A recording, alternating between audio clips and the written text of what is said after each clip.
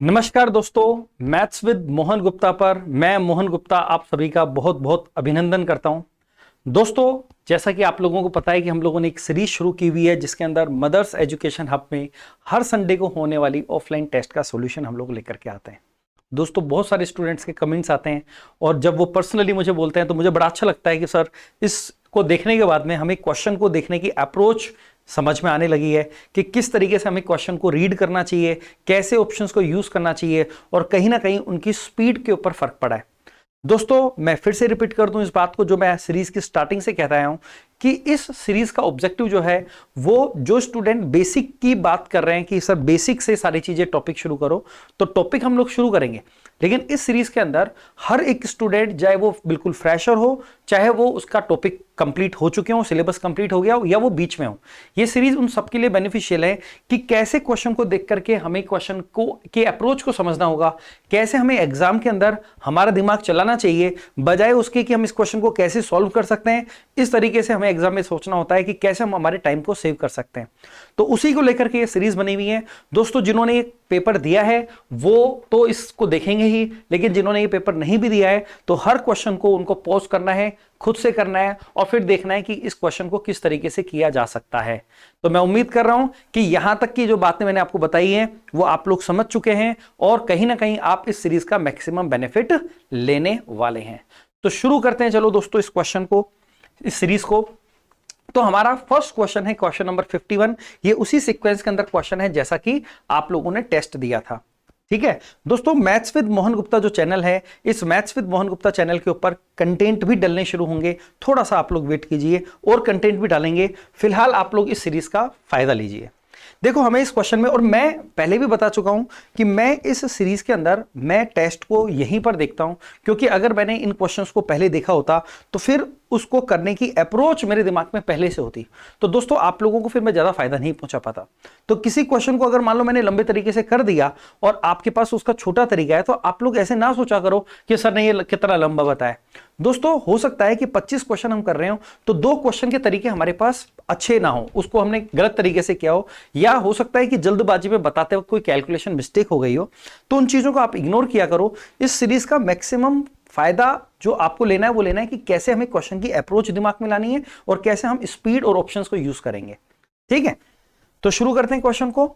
हमारा पहला क्वेश्चन मुझे अलजेब्रा का नजर आ रहा है और हमें इस क्वेश्चन के अंदर जो दिख रहा है वो साफ साफ दिखाई दे रहा है कि ये इसके स्क्वायर का भी स्क्वायर है और इसके स्क्वायर का स्क्वायर, मतलब हमें इसका 2 बार स्क्वायर करना पड़ेगा। तो दोस्तों, a माइनस बी के स्क्वायर का फॉर्मूला होता है a स्क्वायर, 2x का स्क्वायर हो जाएगा 4x स्क्वायर, इसका स्क्वायर करेंगे तो 9/x स्क्वायर हो जाएगा। ए स्क्वायर प्लस बी स्क्वायर हमने कर लिया, अभी -2ab वाला टर्म है तो 2 इंटू ए मतलब 2x इंटू 3x। जब मैं इनको सॉल्व करूंगा तो दोस्तों x से x कट जाएगा और यहां पर 2 का स्क्वायर करेंगे तो यहां पर आएगा 4। दोस्तों, ये हो गया 3 दूना 6 दूनी 12 और माइनस का 12 उधर जाएगा तो प्लस हो जाएगा। तो ये वैल्यू हमारे पास कितनी आ गई? 16। इसकी वैल्यू हमें मिल चुकी है 14x square plus 9/x square की। और दोस्तों, आप सबको दिख रहा है कि अगला टर्म जो है वो इसी का स्क्वायर है। इसका मतलब आपको इसको फिर से एक बार स्क्वायर करना पड़ेगा। अगर मैं इसका स्क्वायर करूंगा तो a स्क्वायर, इसका स्क्वायर हो जाएगा 16x⁴, फिर इसका स्क्वायर करूंगा तो ये हो जाएगा और प्लस आएगा, इसके साथ में आएगा प्लस 2ab। तो दोस्तों, जब मैं इनको मल्टीप्लाई करूंगा तो ये कट जाएगा, 9 चौक 36 का डबल 72 आएगा और बराबर 16 का स्क्वायर करेंगे 256। तो 256 में से 72 को हमें इधर लेके जाना है, माइनस करना है। तो अगर मैं इसको माइनस करूंगा तो 184 ऑप्शन है क्या? ये रहे ऑप्शन, ऑप्शन नंबर डी हमारा आंसर हो जाएगा। मैंने इसका स्क्वायर किया तो ये टर्म आएगा, फिर ये टर्म आएगा, प्लस 2ab वाला टर्म 72 हो गया और 16 का स्क्वायर 256 हो जाएगा। तो जब ये इधर जाएगा तो हमारा आंसर आ जाएगा 184। चलो बढ़ते हैं हम अगले क्वेश्चन की तरफ। ये आपका एक डीआई का क्वेश्चन है 2016 से 2020 तक। देखो, इन लाइनों को पढ़ने का कोई फायदा नहीं है क्योंकि डेटा तो यही है काम का। ठीक है, कोई डेटा मुझे दिख नहीं रहा है यहां पर कि ऐसा कुछ दिया हुआ है, तो हम सीधा क्वेश्चन पर आएंगे। डेटा यहां पर साफ साफ दिख रहा है, फिर देखेंगे क्या है। 2016 से 20 तक पुणे में लगाए गए पेड़ों की तुलना में अहमदाबाद में कितने पेड़ अधिक लगे हैं? अब हम देखते हैं, ये रहा 2016 से 20, ये रहा अहमदाबाद, ये रहा पुणे। तो पूछ रहे अहमदाबाद में कितने पेड़ अधिक लगे हैं पुणे से। तो दोस्तों मुझे बताओ, यहां पर कितना ज्यादा हो गया? 700। देखो, ये कितना ज्यादा है? 700। मैं यहां लिखता हूं 700, 700। ये कितना ज्यादा हो गया 450। ये कितना ज्यादा हो गया तो 19,560 560। ये कितना ज्यादा हो गया 50। और ये कितना ज्यादा हो गया 100। इनको अगर हम जोड़ेंगे 7 और 4 11 और 5 16 और 1 17 और 1 1860 1860। ऑप्शन नंबर डी हमारा आंसर हो जाएगा। चलो बढ़ते हैं हम अगले क्वेश्चन पर, देखते हैं क्वेश्चन नंबर 53। ये कुछ और डेटा दे दिया, चलो पढ़ते हैं हम। अमित और सुरेश दोनों का कुल एरियर नितिन और वरुण दोनों के कुल एरिया से कितने % कम है। ये हमें नाम दे रखे हैं, ये हमें सैलरी एरियर। ओके, तो देखो अमित और सुरेश का, ये अमित है और ये सुरेश है, इनका कुल एरियर ये हो गया। और वो बोल रहा है नितिन और वरुण के कुल एरियर से कितने % कम है। तो दोस्तों ये हो गया 12,300 और ये हो गया 12,500। तो 12,300 12,500 से कितना कम है 200 कम है। कितने से 12,500 से। और परसेंटेज निकालना है तो गुना 100 करना पड़ेगा। दोस्तों ये 2 जीरो से 2 जीरो कटेगा, 25 से 8 बार, 25 से 5 बार, 8/5 मतलब 1.6। ये हमारा आंसर हो गया। बढ़ते हैं आगे, फिर से एक और डीआई का क्वेश्चन है और ये फिर कुछ अलग ही आ रहा है। चलो देखते हैं। 2016 में संस्थान ACE में VC के लिए नामांकित छात्रों की कुल संख्या, तो ये साल दे रखे हैं, ये इंस्टीट्यूट दे रखे हैं हमको, यहां पर इंस्टीट्यूट दे रखा है, इंस्टीट्यूट आना चाहिए ना यहां पर, ठीक है, स्पेलिंग में एरर होगी। ACE में 2016, तो देखो 2016 ये रहा, ACE ये रहा, में नामांकित छात्रों की कुल संख्या 2018 में B और D में, 2018 में B और D, B और D में नामांकित छात्रों की कुल संख्या का रेशो क्या है। तो इन दोनों का रेशो निकालना है। देखो दोस्तों यहां पर 7 ज्यादा है तो 2 इधर पकड़ा दो और 5 इधर पकड़ा दो, तीनों की तीनों 140 हो गए, तो टोटल हो गया 420। कैलकुलेशन को थोड़ा सा स्मार्टली करो, 2 अगर इधर पकड़ा दूंगा तो 140 140 280 हो गया। इनका रेशो पूछा है, 14 से कटेगा 3 बार, 14 से कटेगा 2 बार, 3:2। ऑप्शन नंबर सी हमारा आंसर हो गया। बढ़ते हैं आगे, एलजेब्रा का क्वेश्चन है और ठीक है क्वेश्चन देखो, जो जिन्होंने क्वेश्चन नहीं किए हैं उनसे मेरी रिक्वेस्ट है कि वो इन क्वेश्चंस को खुद से करें और फिर सॉल्यूशन देखें। दोस्तों एक फॉर्मूला है जो आप सब लोग जानते होंगे, x³ + y³ + z³ - 3xyz, इसका एक फॉर्मूला होता है और वो फॉर्मूला होता है x + y + z, फिर ब्रैकेट में, या इसको बड़ा ब्रैकेट कर देता हूं, x + y + z का whole square - 3xy + yz + zx। थोड़ी सी जगह कम पड़ गई, मैं इधर इसको थोड़ा सा नीचे लिख देता हूं, यहां पर ऐसा करता हूं, माइनस ये ब्रैकेट के अंदर ही है, 3xy + yz + zx। ये इसका फॉर्मूला होता है, इसका एक फॉर्मूला ये वाला होता है। तो देखो हमारे पास x + y + z का मान दे रखा है 2, तो इन वैल्यू को हम पुट करेंगे, इसकी जगह 2 रखेंगे। फिर x + y + z का स्क्वायर है तो 2 का स्क्वायर 4 हो गया, -3 इंटू, और xy yz zx की वैल्यू -11 है, -11 को -3 से मल्टीप्लाई करेंगे 33, 4 जोड़ेंगे उसके अंदर 37, डबल करेंगे 74 हमारा आंसर हो जाएगा। चलो बढ़ते हैं आगे। ए और बी दोनों ने मिलकर एक उद्यम शुरू किया, उद्यम का मतलब एक बिजनेस है ना, जिसमें ए एक्टिव पार्टनर के रूप में काम करता है और ए इसमें 4,000 का निवेश करता है। 8 मंथ्स बाद, 8 महीने बाद फिर 2,000 रुपए बाद फिर 2,000 रुपए निवेश करता है। मतलब 8 मंथ तक तो उसने 4,000 निवेश किया, उसके बाद 2,000 और निवेश कर दिया, ठीक है। बी इसमें 5,000 रुपए का निवेश करता है, लेकिन 9 महीने बाद इसमें से 2,000 निकाल लेता है। ओके, एक्टिव पार्टनर होने के नाते ए प्रॉफिट में से भत्ते के रूप में हर महीने 100 रुपए लेता है। यदि वर्ष में 6,700 का प्रॉफिट हुआ हो तो बी का शेयर क्या है। देखो दोस्तों, ए की अगर हम बात करें तो ए ने 4,000 रुपए 8 महीने तक लगाए हैं और उसके बाद में 2,000 रुपए और लगा दिए, मतलब 6,000 रुपए अगले 4 महीने तक और लगाए, क्योंकि टोटल वर्ष की बात हो रही है। वर्ष में 12 महीने होते हैं, 8 महीने हो गए तो 4 महीने बचे। ये हम बात कर रहे हैं ए की।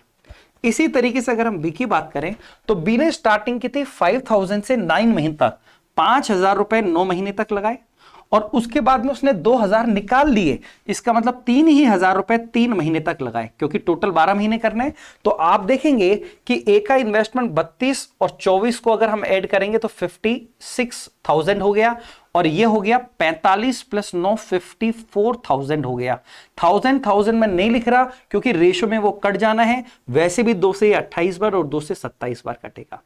लेकिन दोस्तों वो कह रहा है कि ए को हर महीने 100 रुपए भत्ते के मिलेंगे। आप बताओ 12 महीने के 1200 रुपए तो उसको मिल गए, अगर मैं इसमें से 1200 रुपए हटा दूं तो सिर्फ 5500 रुपए बचेंगे, और ये 5500 रुपए ए और बी में बटने हैं। यहां पर ए और बी का टोटल हो रहा है 27 और 28 55। अगर 55 की वैल्यू 5500 है दोस्तों, 55 की वैल्यू अगर 5500 है तो 27 की वैल्यू क्या हो गई 2700, 2700। बी का प्रॉफिट पूछा गया है 2700, हमारा आंसर हो जाएगा। अगर वो ए का पूछता तो अच्छा सवाल बनता, क्योंकि ए में 2800 तो ये लेने ही थे, प्लस 1200 रुपए उसका भत्ता है वो भी हम लोग ले लेते, लेकिन उसने बी का पूछा है 2700 हमारा आंसर होगा। चलो बढ़ते हैं आगे। किसी वस्तु को इतने रुपए में बेचने पर प्रॉफिट इतने रुपए में बेचने पर होने वाले लॉस से 20% अधिक है। देखो वो कह रहा है कि जब हमने 246.8 में बेचा तो जो प्रॉफिट हो रहा है वो 216 में बेचने से होने वाले लॉस से 20% ज्यादा है।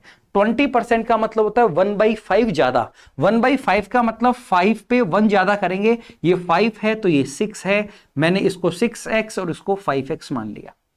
क्या ये 20% ज्यादा हो गया क्या? तो आप कहेंगे बिल्कुल हो गया। दोस्तों इतने में बेचा तो इतने का प्रॉफिट हुआ, इतने में बेचा तो इतने का लॉस हुआ। अगर मैं प्रॉफिट को सेलिंग प्राइस में से घटा दूं और लॉस को सेलिंग प्राइस में जोड़ दूं तो दोनों ही केस में हमें क्या मिलता है? Cost price. कॉस्ट प्राइस जो होता है वो एसपी में से प्रॉफिट को घटाने से मिलता है और एसपी में लॉस जोड़ने से मिलता है। तो दोस्तों ये 6x उधर जाएगा तो बन जाएगा 11x, और 216 इधर आएगा तो माइनस हो जाएगा, बचेगा 30.8। तो यहां 11 से काटेंगे इसे, 11 दूना 22, 11 इंटू 8 करेंगे 2.8। x की वैल्यू 2.8 आ गई है। अगर x की वैल्यू 2.8 मैं यहां पर रख दूं तो 2.8 इंटू 5 करेंगे तो ये हमारे पास कितना आ जाएगा? 14, और 14 प्लस 2 16 करेंगे, 230 रुपए हमारी कॉस्ट प्राइस आ गई है। 230 रुपए हमारी कॉस्ट प्राइस आ गई है। अगर मैं x की वैल्यू 2.8 यहां रखता हूं तो 2.8 इंटू 5 हो गया 14, 14 ऐड करेंगे 230, ये हमारी कॉस्ट प्राइस हो गई है। वो कह रहा है अगर हम इसे इतने रुपए में बेचें तो कितना प्रॉफिट या लॉस होगा। देखो पहली बात तो लॉस हो रहा है, अगर 230 का सामान 220.75 में गया तो लॉस हो गया, 10 रुपए में 75 पैसे कम करने पड़ेंगे, 9 रुपए 25 पैसे का लॉस हो गया। कितने पे? 230 पे। कितना परसेंट पूछा गया है? देखो 43 का 4 गुना 92 होता है, तो लगभग 4 देखो इसका 1% जो होगा वो होगा 2.3, तो 4 गुना ही तो रहा है। 23 का 4 गुना 92 होता है, तो लगभग 4% का लॉस हो गया। ऑप्शन नंबर बी हमारा आंसर हो गया। अप्रोक्सीमेट वैल्यू पूछी है उसने, निकटतम पूर्णांक पूछा है, तो लगभग 4% हमारा आंसर होगा। चलो बढ़ते हैं अगले क्वेश्चन की तरफ। Question number 58। एबीसी एक आइसोसेल्स ट्राइंगल है जिसमें एबी और एसी इक्वल हैं। ओके, एक सर्कल जो शीर्ष बी से गुजरता है और एबी को उसके मिड पॉइंट पर स्पर्श करता है तथा एबी को बिंदु पी पर काटता है, पीबी और पीए का रेशो क्या होगा? ओके, देखो यहां पर हमें डायग्राम बनाना पड़ेगा। सबसे पहले उसने कहा है कि एक ट्राइंगल है एबीसी, तो मैंने बना दिया ए बी सी। फिर वो कह रहा है कि एक सर्कल है जो बी से गुजरता है और एसी को उसके मिड पॉइंट पर, बी से गुजर रहा है और एसी के मिड पॉइंट पर यहां से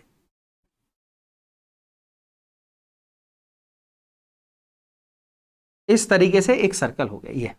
ये इसके मिड पॉइंट पे गुजर रहा है तथा एबी को बिंदु पी पर काटता है। एबी का जो पॉइंट ये है, ये पॉइंट आपको दे रखा है पी, तो पीबी और पीए का रेशो पूछा है, इन दोनों का रेशो हमसे पूछा है। दोस्तों ध्यान रखना, उसने ये मिड पॉइंट कहा है, इसका मतलब अगर यहां से यहां तक x है तो यहां से यहां तक भी x होगा। आप सब लोगों ने ट्रायंगल में एक पॉइंट पढ़ा होगा, आप सबको ये बात पता होगी, और वो बात ये है कि किसी भी सर्कल में अगर एक सेकेंड हो, एक टेंजेंट हो, तो हम जानते हैं कि अगर ये P पॉइंट है, ये A पॉइंट है, ये B पॉइंट है और ये C पॉइंट है, तो PA इंटू PB बराबर PC स्क्वायर होता है। और दोस्तों इस क्वेश्चन में AB और AC की लंबाई बराबर दी गई है। AC की लंबाई पूरी 2x है, तो ये पूरा भी कितना हो जाएगा 2x। इस बात को ध्यान रखिएगा। तो यहां पर मैं इसी प्रॉपर्टी का इस्तेमाल करने वाला हूं। इस सर्कल के अंदर यहां से यहां तक टेंजेंट हो गई और ये APA हो गया और यहां से यहां तक AB हो गया। तो यहां से लेके यहां तक AP, मैं रिजल्ट यूज करने वाला हूं। AP इंटू A से लेके B की लंबाई 2x है, बराबर होगा यहां से लेके यहां का स्क्वायर, x का स्क्वायर। दोस्तों आप देखेंगे एक x से एक x कट जाएगा, तो AP की वैल्यू आपके पास कितनी आ जाएगी, x/2।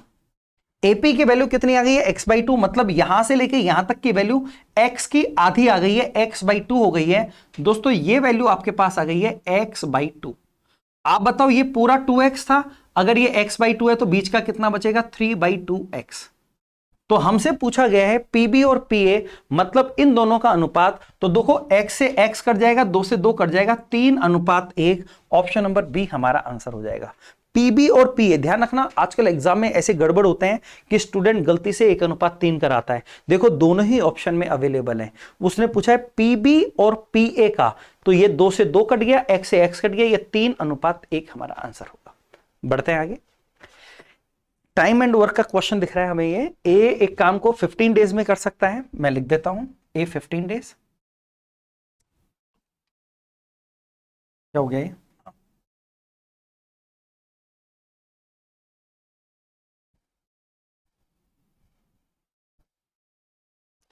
ए काम को 15 डेज में कर देता है। फिर बोल रहा है बी ए से 25% अधिक कुशल है।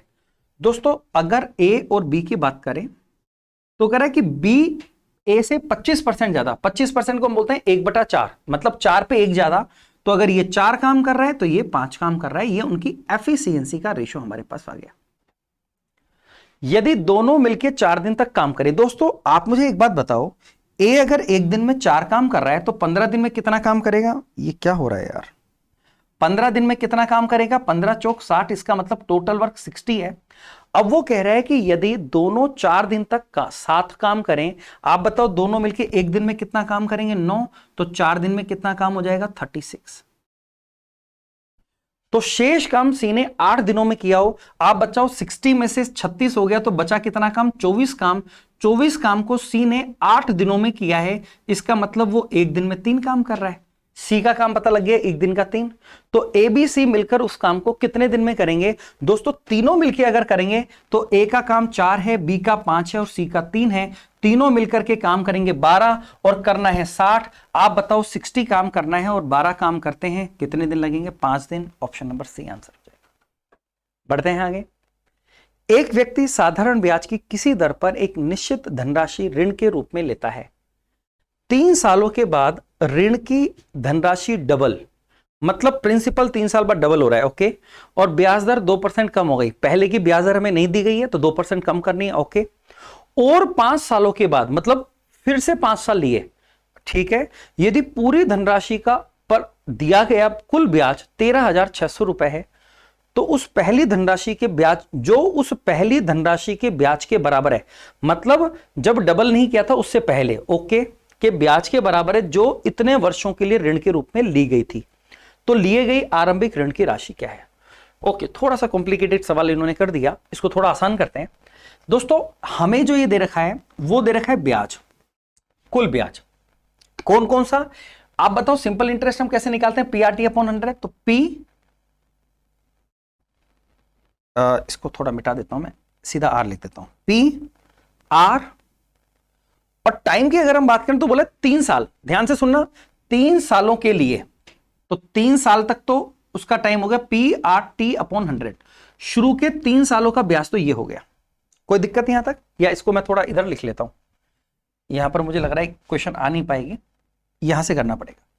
PR शुरू के 3 साल की बात हो रही है, T/100, शुरू के 3 साल का ब्याज तो ये हो गया, प्लस जैसे ही 3 साल हुए तो अब उसने प्रिंसिपल को तो डबल कर दिया, तो इसका मतलब प्रिंसिपल तो हो गया 2P, और रेट को 2% कम कर दी तो रेट हो गई R-2। और फिर 5 सालों की बात कर रहे हैं तो टाइम हो गया 5 साल, तो 5 साल का ब्याज PRT/100, और ये दोनों मिलाकर के टोटल दे रखे हैं हमको 13,600। साथ में वो कह रहा है कि जो उस पहली धनराशि, मतलब पहली धनराशि तो पी थी, कि इतने साल के ब्याज के बराबर है। तो दोस्तों पी रेट मुझे नहीं पता, टाइम अब की बार हमको दिया है 11 तिया 33 और एक 34/3 साल, 34/3 साल, पी आर टी अपॉन 100, और ये हमको किसके बराबर दे रखा है, 13,600 के बराबर दे रखा है। मतलब हमें 13,600 को दो तरीके से दे रखा है। एक तो बोल रखा है कि प्रिंसिपल जो भी है 3 साल का ब्याज, फिर 3 साल बाद प्रिंसिपल को डबल कर दो, रेट को 2% कम कर दो, और 5 सालों का, और ये मिला के ब्याज इतना है। फिर बोल रहा है कि यही ब्याज उस प्रिंसिपल का कितने सालों का, इतने सालों का ब्याज के बराबर है। तो हमने दोनों को सोल्व कराना है। अब यहां से देखते हैं कुछ निकल के आता है। तो 34 से ये कट रहा है 4 बार, और 4 के आगे 3 चला जाएगा, 4 तिया 1200। मतलब इस पूरे की वैल्यू अगर मैं बात करूं, यहां पर ध्यान से सुनना, पी आर अपॉन 100 की वैल्यू की बात करूं तो ये वैल्यू आ जाएगी 1200। पी आर अपॉन 100, इसकी वैल्यू हमारे पास कितनी आ गई है, 1200। 4 तिया 1200। अच्छा अब इधर देखो, पी आर 3 अपॉन 100 ये रहा, और इधर 5 को गुना करूंगा इधर 2 से, तो 5 दूना 10 होगा। 10 पी आर अपॉन 100 ये रहा, 10 पी आर ये रहा, 3 पी आर ये रहा, तो ये हो जाएगा 13 पी आर अपॉन 100। ठीक है, ये वाला टर्म हो गया, ये वाला हो गया, लेकिन अभी ये बाकी है। तो देखो 5 दूनी 10, 10 दूनी 20, 20/100 करेंगे तो 1/5 पी आएगा, माइनस में p/5 आ जाएगा, और बराबर 13,600। दोस्तों पी आर अपॉन 100 की वैल्यू आपने 1200 जो निकाली है, वो अगर मैं यहां रख दूं, तो आप बताओ अगर 1200 को 13 से गुना करें तो 12 गुना 13 हो गया 156, तो 15,600 हो गया। 15,600 में से 13,600 जाएगा तो बचेगा 2,000। ध्यान, मैं इधर लिख रहा हूं, उधर स्पेस नहीं है, 2,000। और ये माइनस का p/5 उधर चला गया तो p/5 हो गया, तो 5 से इधर जाएगा 10,000 प्रिंसिपल। ऑप्शन नंबर सी हमारा आंसर। तो क्वेश्चन की लैंग्वेज थोड़ी सी अटपटी सी थी, लेकिन सवाल मुश्किल नहीं है। जिनको बात थोड़ी कम समझ में आई वो एक बार वीडियो को दोबारा देखना, इस पार्ट को, उनको समझ में आ जाएगी। चलो बढ़ते हैं आगे। क्वेश्चन नंबर 61, ट्राइंगल एबीसी के दो एंगल बी और सी के इंटीरियर बाइसेक्टर के बीच का एंगल 132 डिग्री है। ये ट्राइंगल एबीसी है, इसके एंगल बी और सी के बाइसेक्टर हम लोगों ने खींचे, ये बाइसेक्टर और ये बाइसेक्टर, और ये इनके बीच का एंगल हमें दिया 132। दोस्तों जहां पर ये मिलते हैं ना इंटीरियर एंगल बाइसेक्टर, वो होता है इन सेंटर, और इन सेंटर पर जो एंगल बनता है वो बनता है 90 + a/2, और एंगल ए ही हमसे पूछा गया है। इसका मतलब ये एंगल 90 + a/2 के बराबर है, बराबर 132। 132 में से 90 जाएगा 42, और 42 को 2 से मल्टीप्लाई करेंगे 84 डिग्री हमारा आंसर। चलो बढ़ते हैं आगे। इतने इतने परसेंट की 3 छूट के बाद इतने रुपए मार्क प्राइस वाली वस्तु का विक्रय मूल्य इतने रुपए, यदि उस वस्तु पर इतने परसेंट की एकल छूट दी जाए तो उसका विक्रय मूल्य, और यदि क्रय मूल्य इतना है तो लाभ प्रतिशत। दो चीजें पूछी है, एक तो विक्रय मूल्य पूछा है, एक लाभ प्रतिशत पूछा है। प्रॉफिट एंड लॉस का सवाल हो गया। ठीक है, कि छूट के बाद इतने अंक, देखो मार्क प्राइस हमें दे रखा है, उस पर पहली छूट दी 20% की तो बचेगा 8,000, फिर 10% और दे दिया, 8,000 का 10% होता है 800, तो बचेगा 7200।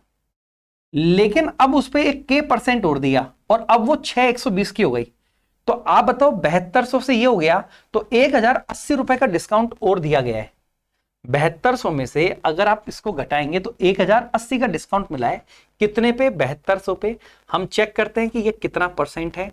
तो दोस्तों 2 जीरो से कटेगा 2 जीरो बार, 9 से कटेगा 8 बार, 9 से कटेगा 9 दूनी 18, और 8 से कटेगा 15 बार। इसका मतलब के की वैल्यू हमारे पास कितनी आ गई है, 15%। 15% डिस्काउंट है जो के दिया है। अब वो बोल रहे हैं यदि के + 20% का डिस्काउंट दिया जाए तो के का मान तो 15 है, 15 और 20 35% की, तो उसका विक्रय मूल्य क्या होगा। दोस्तों अगर 35% डिस्काउंट देंगे तो इसमें से 3500 कम कर लो, 6500 रुपए। 6500 रुपए दो ऑप्शन में, ये दोनों तो कट गए। तो एक तो हमारे पास आ गया कि उसका सेलिंग प्राइस 6500 होगा, 6500 होगा। ये क्या लिख रहा हूं मैं, उसका सेलिंग प्राइस 6500 हो गया, ये तो हमें पता लगे। अब वो पूछ रहे प्रॉफिट परसेंटेज बताओ, यदि सीपी 6000 है, 6000 की चीज 6500 में गई, कितना कमाया 500, कितने पे 6000 पे, तो 500/6000 हो गया 1/12। 1/12 का मतलब 8 सही 1/3%। ऑप्शन नंबर डी हमारा आंसर होगा। चलो बढ़ते हैं आगे। हमसे पूछा जा रहा है कि इसका मान क्या होगा, ट्रिग्नोमेट्री का क्वेश्चन है। मेरे ख्याल में वैल्यू पुटिंग कर सकते हैं हम लोग यहाँ पर। 45 डिग्री नहीं कर पाएंगे। क्यों नहीं कर पाएंगे? क्योंकि साइन और कोस दिख रहा है, तो आंसर सेम आने की संभावना है। जैसे 45 पे ये दोनों का मान सेम आ जाएगा, तो 30 रख दो। मैं यहां एक काम करता हूं, थीटा की वैल्यू 30 डिग्री रख रहा हूं, तो ये हो गया 1। tan 30 का मान होता है 1/√3, स्क्वायर करेंगे 1/3, तो ये हो जाएगा 2 इंटू 1/3 प्लस 2। साइन 30 का मान होता है 1/2। अब ये क्या हो गया? ठीक है, हम 30 डिग्री की वैल्यू पुट कर रहे हैं, और sec 30 का मान होता है 2/√3, उसका स्क्वायर करेंगे तो 4/3 हो जाएगा। तो दोस्तों 3 से 3 कटेगा, ये हो गया 2/3, ये हो गया 4/3, 6/3, मतलब 2 2 और 1 3। एक बार देख लो सब कुछ। 1 + 2, tan 30 का मान होता है 1/√3, स्क्वायर कर दिया हमने। साइन 30 का मान होता है 1/2, और √3 2/√3 का स्क्वायर करेंगे 2/√3 का, तो 4/3 हो जाएगा। तो ये हो गया 4/3, हो गया 2/3, 6/3, और 2 और 1 3। बिल्कुल, ये वैल्यू हमारे पास आ गई 3। अब यहां रखते हैं, पहले ऑप्शन में 30 रखेंगे तो 1 + आधा, आधा होता है ना, तो 3/2, और 1 - आधा 1/2, 2 से 2 कट गया 3। ये हमारा आंसर हो गया। देखो ये और ये तो नहीं हो सकते, क्यों? 30 डिग्री पे √3/2 होता है, तो रूट के अंदर आंसर आएंगे, रूट और रूट कट नहीं पाएंगे, तो ये दोनों नहीं हो सकते। इसको चेक करेंगे तो ये इसका उल्टा है, उल्टा है तो आंसर 3 नहीं आएगा, 1/3 आएगा। मतलब ऑप्शन जब पुट करते हैं ना, हम वैल्यू पुट करते हैं, तो आपको फिर ये भी चेक करना पड़ता है कि कहीं कोई और ऑप्शन सेम वैल्यू ना दे रहा हो, तो आपको 3 ऑप्शन को काटने पड़ते हैं, तब जाके ये आंसर सही होता है। ऐसा नहीं कि मेरा ये 3 आ गया मैं टिक कर दूंगा, आपको 3 गलत भी होने चाहिए। चलो बढ़ते हैं आगे। ओ सेंटर और 5 सेंटीमीटर रेडियस वाले एक सर्कल में, ये हमने एक सर्कल बनाया जिसका सेंटर O है और रेडियस 5 है। AB और CD 6 और X लंबाई की 2 पैरेलल कोर्ड्स हैं जो सेंटर से विपरीत दिशा में हैं। AB और CD 6 और X, AB और CD, इसकी लंबाई 6 है और इसकी लंबाई X है, और जीवाओं के बीच की डिस्टेंस 7 सेंटीमीटर है। इनके बीच की डिस्टेंस हमको, अच्छा ये हमको पैरेलल दी गई है क्वेश्चन में ना, ध्यान रखना, पैरेलल दी है, और इनके बीच की डिस्टेंस दी गई है 7। दोस्तों अगर मैं सेंटर से लंब डालता हूं तो वो जीवा को 2 बराबर भागों में बांटता है। इसका मतलब अगर ये पूरा 6 था तो ये 3 3 हो जाएगा। और इस क्वेश्चन में इस सर्कल की रेडियस आपको दे रखी है 5। आप बताओ अगर रेडियस 5 है और ये 3 है तो क्या ये 4 हो जाएगा? ये 3, ये 5 राइट एंगल है तो ये 4 हो गया। ये टोटल डिस्टेंस आपको दे रखी है क्वेश्चन में 7, तो 7 में से अगर ये 4 है तो ये कितना आ गया? 3। अब आप मुझे बताओ ये रेडियस भी 5 ही है, अगर ये 3 है, ये 5 है और ये 90 डिग्री है तो ये कितना हो गया? 4। और अगर ये 4 है तो ये भी कितना हो गया? 4। तो ये पूरा कितना हो गया? 8। हमसे x का मान पूछा है, CD की लंबाई पूछी है, 8 हमारा आंसर हो जाएगा। अगला क्वेश्चन, O सेंटर वाले सर्कल में डायमीटर AB और जीवा CD इस प्रकार है। हम बना लेते हैं सर्कल। डायमीटर बोला है AB, तो वो सेंटर से गुजरेगा। डायमीटर बोल दिया तो समझ जाओ सेंटर से गुजरेगा O, और CD एक दूसरी जीवा है तो ये हमने CD बना दी।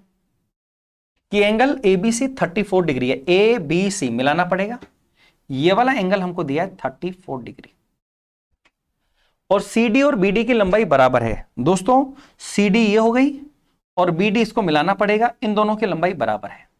तो एंगल DBC के माप बताओ। DBC, ये वाला एंगल हमको पता करना है, मैं कलर चेंज कर लेता हूं, ये वाला एंगल हमको पता। दोस्तों अगर ये डायमीटर है तो डायमीटर से बना हुआ एंगल 90 डिग्री होता है सरकमफेरेंस पर। अगर ये 34 है, ये 90 है, तो क्या ये वाला एंगल 56 आ जाएगा? आप कहेंगे सर बिल्कुल आ जाएगा। क्या ये एक साइक्लिक क्वाड्रिलेटरल है? साइक्लिक में अपोजिट एंगल का सम 180 होता है। अगर ये आपका 56 है तो ये आ जाएगा 124, बिल्कुल हो जाएगा। और आप बताओ इस ट्राइंगल की दोनों साइड बराबर हैं, तो क्या ये दोनों एंगल बराबर नहीं होंगे? क्या बिल्कुल बराबर होंगे।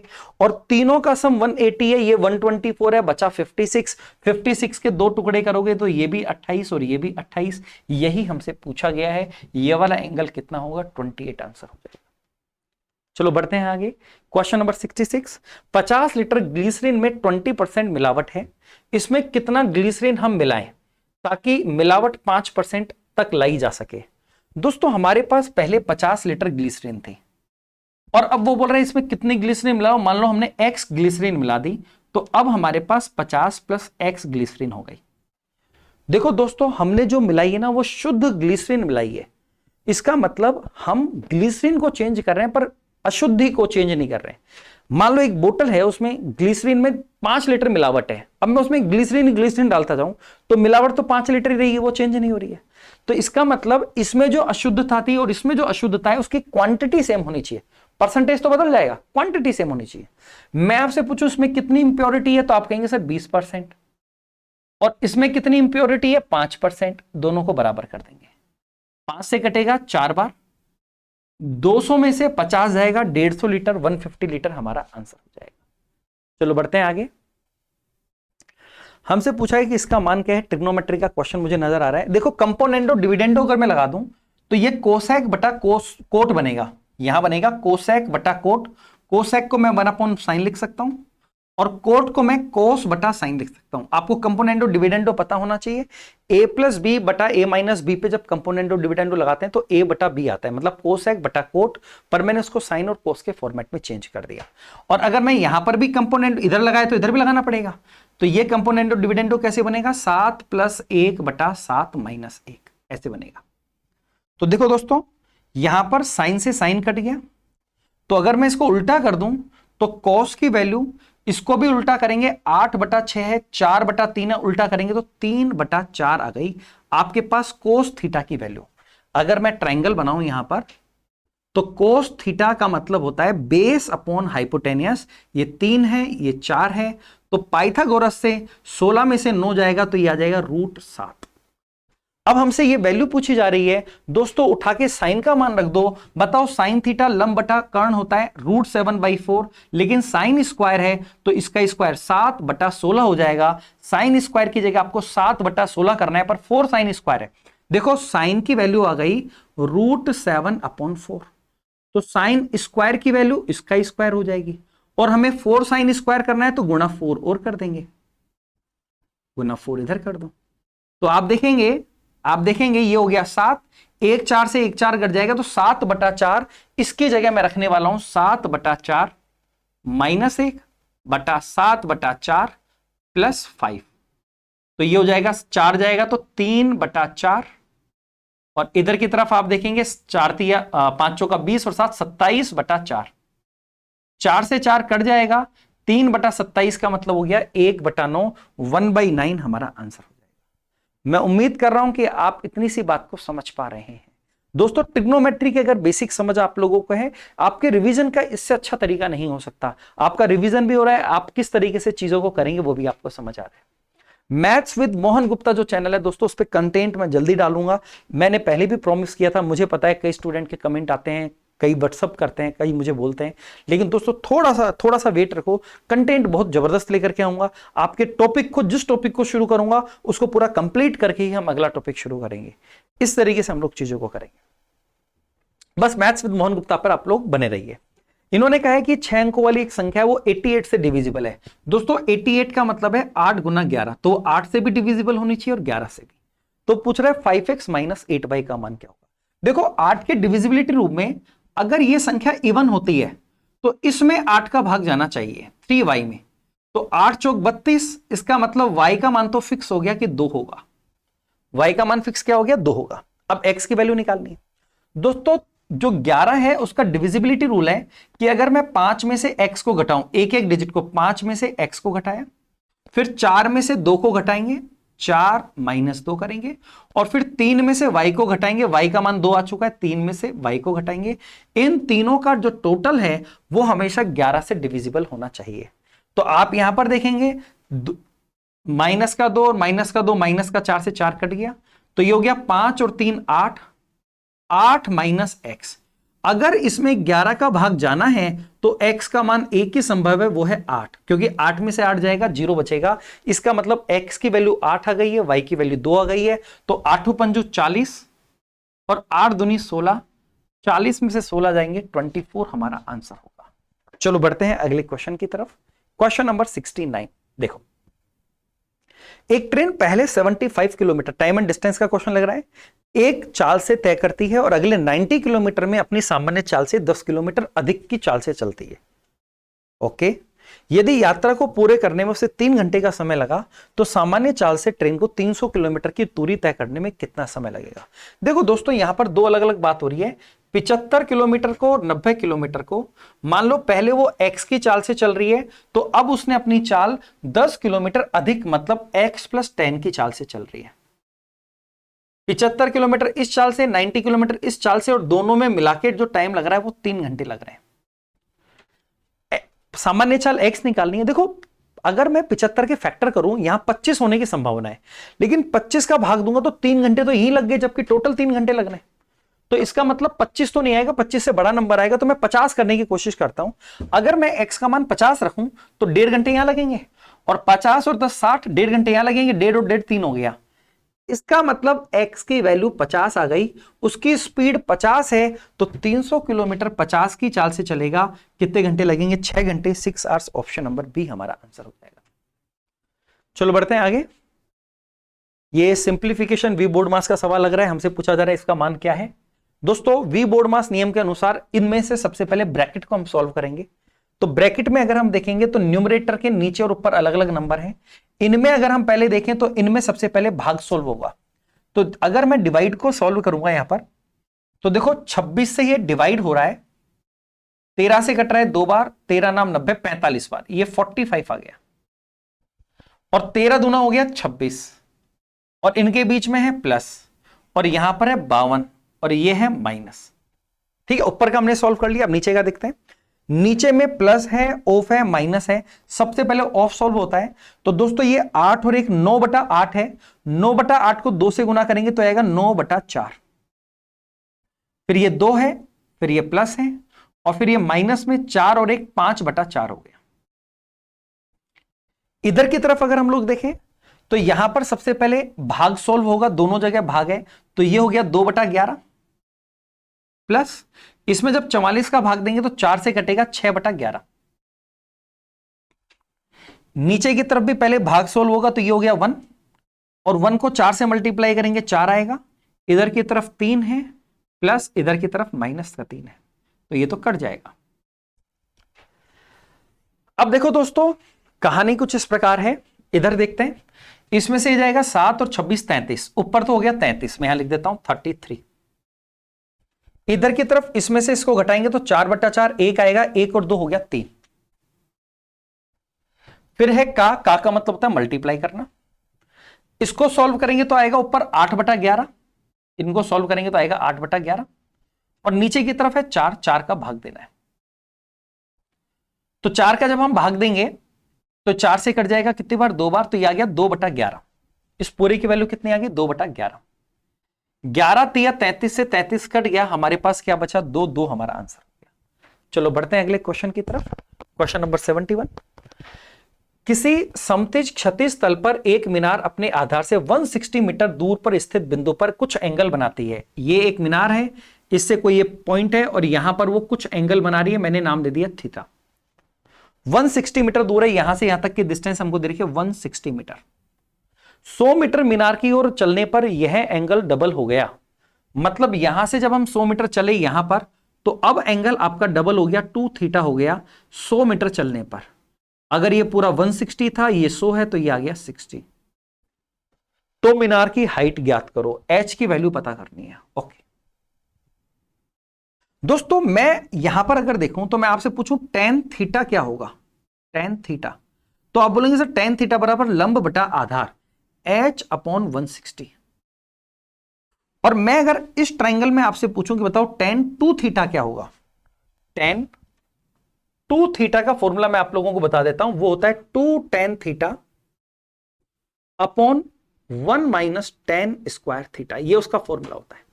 तो tan 2 थीटा का मान यहां से हो गया h/60, ये तो मैंने रख दिया h/60, और ये हो गया 2 tan थीटा। दोस्तों tan थीटा का मान अभी भी आपने निकाला था h/160। क्या निकाला था? h/160 डिवाइडेड बाई 1 - h/160 का होल स्क्वायर। अब इसको सिंप्लीफाई करना है और h की वैल्यू फाइंड आउट करनी है। h से h कटेगा, 2 से कटेगा 80 बार। दोस्तों ये 80 नीचे की तरफ है, नीचे से इधर जाएगा, ऊपर चला जाएगा, तो 80/60 को काट के मैं लिख सकता हूं 4/8। 3। या एक काम करो, इसको मैं मिटाता हूं, देखो ध्यान से सुनिएगा मेरी बात को जो मैं कह रहा हूं। अगर मैं इसको यहां से 2 से 1 कट गया, 80 बार, मैं 80 लिख देता हूं एक बार के लिए। अगर मैं इसको उल्टा कर दूं तो ये टर्म जो है उल्टा हो जाएगा 1 माइनस h बाई 160 का होल स्क्वायर। नीचे की तरफ यहां आएगा 80 और ये 60 चला जाएगा ऊपर। ध्यान रखना 60 नीचे, 80 नीचे आएगा, यहां पर 60 ऊपर जाएगा। ये टर्म जो है 80 वो नीचे, सॉरी मैं उल्टा बोल रहा हूं। ये 80 जो है वो इससे कटेगा, काट लेता हूं। ये हो गया 3 और ये हो गया 4। दोस्तों 4 जो है वो नीचे की तरफ है, नीचे की तरफ है यहां, तो नीचे से कहां जाएगा, ऊपर की तरफ। तो ये 4/3 है, लेकिन मैंने उल्टा कर दिया तो क्या बन जाएगा, 3/4 बन जाएगा। अब आप मुझे बताओ, ये टर्म अगर इधर लेके आ जाऊं मैं, h बाई 160 का स्क्वायर, तो ये 1 में से 3/4 घटाएंगे, 1/4 बचेगा।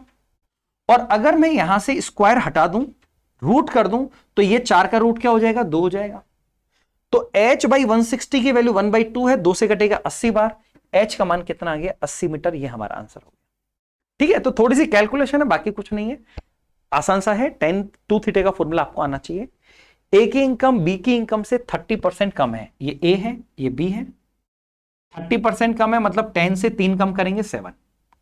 बी की इनकम सी की आय से इतना परसेंट अधिक है। देखो ये 2% से बना है, 100% का मतलब हो गया 1 और 37.5% का मतलब हो गया 3/8। अगर मैं इनको जोड़ूंगा तो हो गया 11/8। मतलब मैं इस फ्रैक्शन को 11/8 बोलूंगा। तो कह रहा है कि बी की इनकम सी की इनकम से इतना ज्यादा है, तो 8 पे 11 ज्यादा करेंगे 19। बी और सी में वो बोल रहा है कि अगर सी की इनकम 8 है तो इसकी इनकम 11 ज्यादा है, 19 हो जाएगी। फिर बोल रहा है यदि ए की आय बी की आय से इतना कम है तो सी की आय क्या है।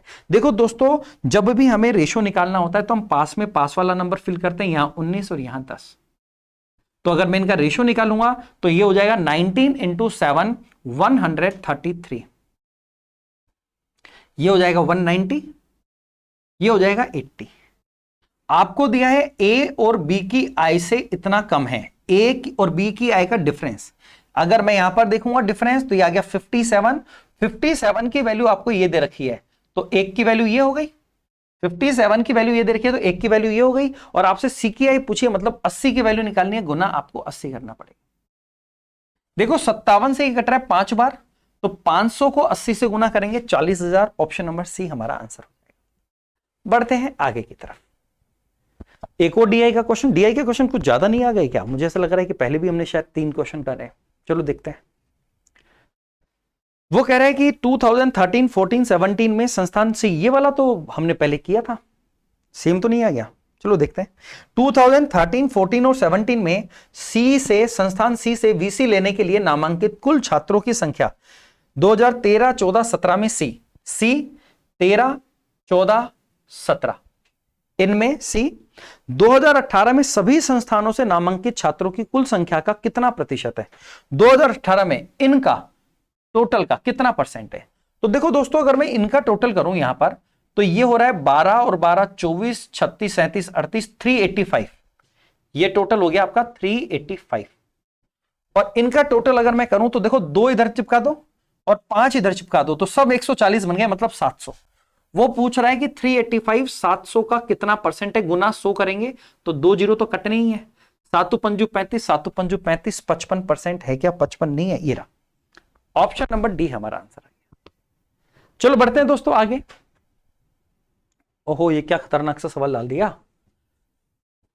का वर्गमूल क्या है, इसका वर्गमूल निकालना है।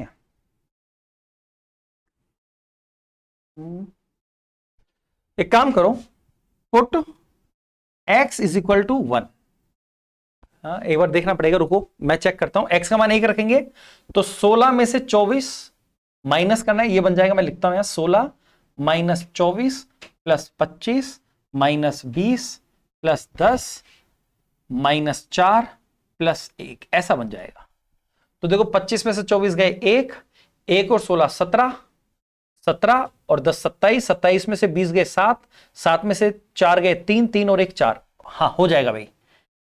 इसकी वैल्यू हमारे पास x रखने पर आ गई 4। उसने पूछा इसका वर्गमूल क्या होगा, तो इसका वर्गमूल होगा 2। अब ऑप्शन में देखो कि x का मान 1 रखने पर कौन सा ऑप्शन 2 दे रहा है। तो देखो 1 रखने पर आपको x देखने की जरूरत नहीं है। 4 में से 3 गया 1, 1 और 2 3 और 1 4, ये तो गलत हो गया। 4 में से 3 गया 1, 1 माइनस 2 और माइनस ये भी गलत हो गया। 4 में से 3 गया 1, 1 से 1 कट गया 2, ये सही हो गया। लेकिन अभी आप चेक नहीं कर सकते, अभी आपको डी को भी गलत करना पड़ेगा। 4 में से 3 गया 1, 1 और 1 2, 2 में से 2 गया 0, ये भी गलत हो गया। ऑप्शन नंबर सी हमारा आंसर आ गया। देखो किस तरीके से हमें क्वेश्चन को एग्जाम में करना चाहिए। कोई आपको एक्स्ट्रा नंबर नहीं देगा अगर आपने इसको पूरा प्रोसेस से किया, तो आपको सिर्फ इस तरीके से आंसर निकालना है, आपको सिलेक्शन हो जाएगा। लास्ट क्वेश्चन देखते हैं। 784 सेंटीमीटर स्क्वायर एरिया वाले एक स्क्वायर में अगर हमें एरिया दे रखा है तो स्क्वायर का एरिया तो ए स्क्वायर होता है। ए स्क्वायर की वैल्यू अगर ये है तो ए की वैल्यू 28 हो गई, मतलब स्क्वायर की साइड 28 आ गई। इस वर्ग में एक वृत्त अंकित है। ये एक वर्ग है जिसकी भुजा 28 है और इसके अंदर एक वृत्त अंकित है। इस तरीके से एक सर्कल है। तो दोस्तों अगर ये भुजा 28 है तो क्या रेडियस उसकी 14 नहीं हो जाएगी क्या? आप कहेंगे सर बिल्कुल हो जाएगी। तो सर्कल और स्क्वायर के एरिया और सर्कल और स्क्वायर के पेरीमीटर के योग के बीच का अंतर क्या है? ओके, मतलब हमें दोनों का एरिया निकालना है। देखो सर्कल का एरिया होता है पाई आर स्क्वायर। अगर रेडियस 7 होती है तो एरिया होता है 154, लेकिन रेडियस 14 है, डबल है, तो एरिया उसका 4 गुना हो जाता है। तो 154 का 4 गुना होता है 616। ये सर्कल का एरिया आ गया। स्क्वायर का एरिया 784 हमें क्वेश्चन में दिया है। तो वो कह रहा है कि इन दोनों के एरिया का जो योगफल है वो इन दोनों के पेरीमीटर। दोस्तों सर्कल की रेडियस अगर 7 होती है तो पेरीमीटर 44 होता है, लेकिन रेडियस डबल है तो पेरीमीटर भी डबल हो जाएगा, 88 हो जाएगा। और स्क्वायर का पेरीमीटर 4a होता है। अगर भुजा 28 है तो 4 गुना करेंगे 112 उसका पेरीमीटर हो गया। तो ये तो हमारे पास दोनों का पेरीमीटर आ गया, ये दोनों का एरिया आ गया। अगर हम यहां देखें तो इनका टोटल हो रहा है 200, और अगर हम यहां देखें 800, 700, 1400। तो उन्होंने पूछा है कितना ज्यादा है? ज्यादा है 1200। ऑप्शन नंबर डी हमारा आंसर। मैं उम्मीद कर रहा हूं दोस्तों कि आप इन बातों को समझ गए होंगे और किस तरीके से एग्जाम में क्वेश्चन करने चाहिए। आप लोगों को थोड़ा कुछ सीखने को मिला होगा। इस सीरीज को कंटिन्यू करिए दोस्तों। हर वीक में 25 क्वेश्चन हर टॉपिक के आप लोग रिवाइज कर रहे होंगे। लेकिन अगर आपने ये टेस्ट नहीं दिया है तो आपको पहले क्वेश्चन करने चाहिए, फिर सॉल्यूशन देखना चाहिए। आपको देखना चाहिए कि आपको कितना वक्त लग रहा है और ये क्वेश्चन कितनी देर में किया जा रहा है। दोस्तों बहुत सारे स्टूडेंट का ये भी कहना होता है कि सर आप 1 घंटे का वीडियो बना देते हो 25 क्वेश्चन करने में, अगर 25 क्वेश्चन में 1 घंटे लग रहा है तो हम एग्जाम में सवाल कैसे करके आएंगे? अरे दोस्तों ये क्वेश्चन मैं आपको समझा भी तो रहा हूं, बहुत सारी बातें मैं आपको समझा रहा हूं, इसलिए इतना वक्त लग रहा है। अगर सिर्फ एक स्टूडेंट को करना होगा तो ये टाइम काफी कम होगा। तो चलो दोस्तों आज के लिए इतना ही। मैथ्स विद मोहन गुप्ता पर जुड़े रहिए, फिर मिलेंगे अगले वीडियो में। Thank you.